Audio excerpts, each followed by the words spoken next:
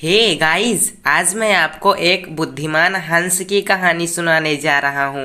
एक बहुत बड़ा विशाल पेड़ था। उस पेड़ पर बहुत सारे हंस रहते थे।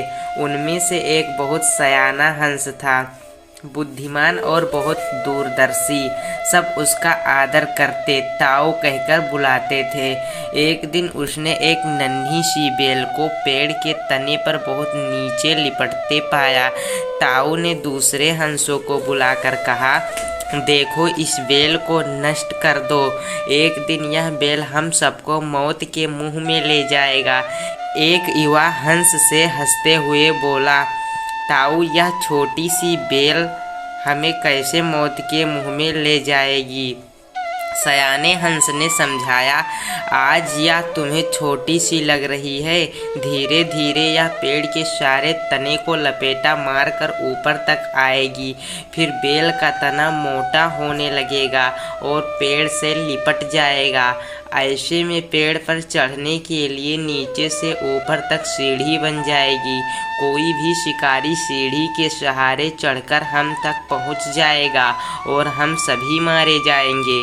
दूसरे हंस को यकीन न आया, एक छोटी सी बेल कैसे सीढ़ी बनेगी? तीसरा हंस बोला, ताऊ, तू तो एक छोटी सी बेल को खींचकर ज़्यादा ही लंबा कर रहा है। एक हंस बड़बड़ाया और बोला, यह ताऊ अपनी अक्ल का रौब डालने के लिए अंट संट कहानी बना रहा है।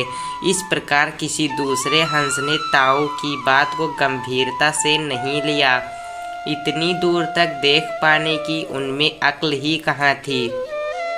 समय बीतता रहा। बेल लिपटते लिपटते ऊपर शाखाओं तक पहुंच गई। बेल का तना मोटा होना शुरू हुआ और सचमुच ही पेड़ के तने पर सीढ़ी बन गई, जिस पर आसानी से चढ़ा जा सकता था।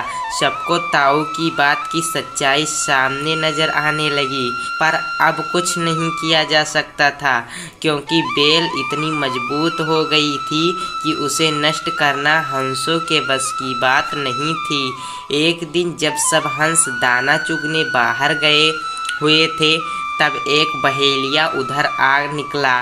पेड़ पर बनी सीढ़ी को देखते ही उसने पेड़ पर चढ़कर जाल बिछाया और चला गया।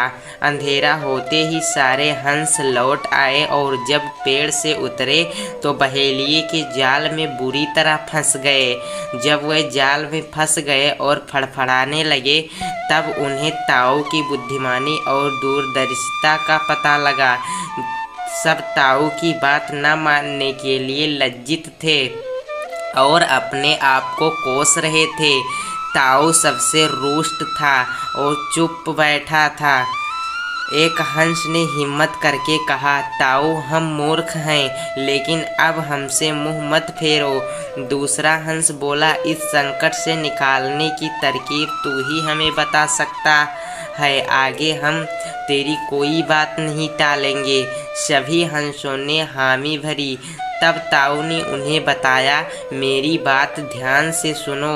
सुबह जब बहेलिया आएगा तब मुर्दा होने का नाटक करना। बहेलिया तुम्हें मुर्दा समझकर जाल से निकालकर जमीन पर रखता जाएगा। वहाँ पर तुम सभी मरे के सामान पड़े रहना। जैसे ही वह अंतिम हंस को नीचे रखेगा, मैं सीटी बजाऊंगा। मेरी सीटी सुनते ही सब उड़ जाना। सुबह बहेलिया आया। हंसों ने वैसा ही किया जैसा ताऊ ने समझाया था। सचमुच बहेलिया हंसों को मुर्दा समझकर जमीन पर पटकता गया। सीटी की आवाज़ के साथ ही सारे हंस उड़ गए।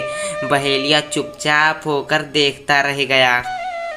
शिक्षा: बुद्धिमानों की सलाह गंभीरता से लेनी चाहिए और साथ ही अपने से सयानों की बात पर एक बार जरूर गौर करना चाहिए।